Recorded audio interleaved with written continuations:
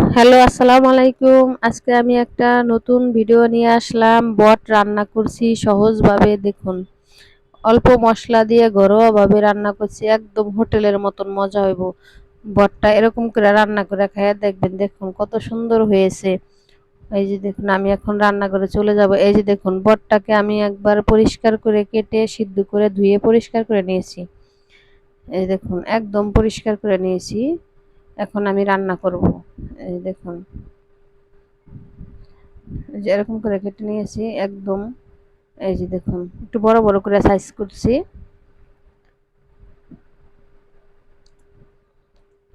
এখন আমি মশলাটি সব দিয়ে দেব। আদা বাটা, রসুন বাটা, হলুদের গুঁড়া, মরিচের গুঁড়া, পরিমাণ মতন সব মশলাগুলো দিয়ে দিলাম। এই যে জিরা বাটা, পাঁচফোড়ন গুঁড়া বা সব ধরনের মশলা ফাঁকি করে রাখছিলাম, লবণ দিলাম, জিরা গুঁড়া দিলাম,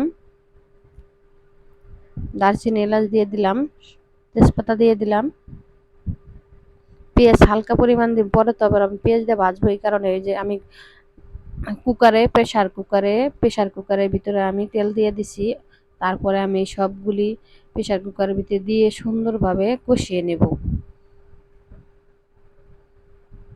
এই যে দেখুন, আমি এখন সুন্দরভাবে মশলাটা ভালো করে মিক্স করে কষিয়ে নিব, যাতে সুন্দরভাবে মশলাটা ভুঁড়ির ভিতরে বসে। অনেক মজা আসবে এরকম করে রান্না করলে, খেয়ে দেখবেন অনেক মজা। এই যে দেখুন, যারা তাড়াতাড়ি ভুঁড়ি খেতে চান, সময় না রেখে, দেখা গেছে আমি আজকে রান্না করে খেতে চাই, তার জন্য আমি আজকে একদম সাথে সাথে রান্না করে সাথে সাথে খাওয়া যাবে কুকারের ভিতরে। আর এমনি রান্না করলে তো এক সপ্তাহ 4-5 দিন এরকম জাল দিয়ে রেখে খায়। আর যদি আপনার যখন তখন খাইতে ইচ্ছা করে, তো এরকম কুকারের ভিতরে দিয়ে রান্না করলে ভালো হয়, তাড়াতাড়ি সিদ্ধ হয়ে যায়, খাইতেও ভালো হয়।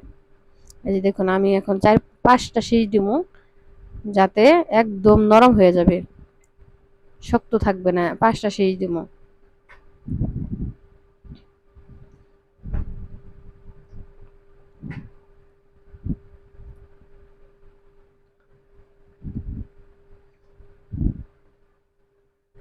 এই জন্য একটু শীষ আইসা পড়ছে অবশ্য। এরকম করে 5টা শীষ দিয়ে নিব, তাহলে একদম তুলতুলা হবে, ভুড়িটা খাইতে অনেক মজা হইব।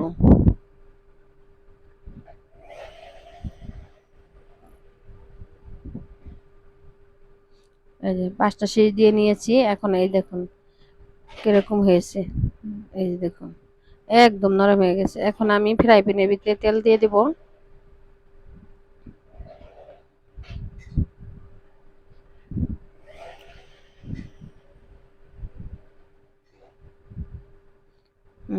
তেল দিয়ে দিলাম। তারপর আমি পেঁয়াজটি দিয়ে দেব।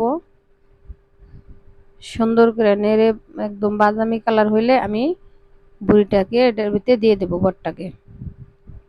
বট বলে কেউ, বুড়ি বলে, একই তো, মানে যে যেই নামে চিনে। এই দেখুন, এই যে দেখুন, পেঁয়াজটা একদম বাদামি বাদামি কালার হয়ে যাবে। এখন আমি বুড়িটাকে দিয়ে দেব।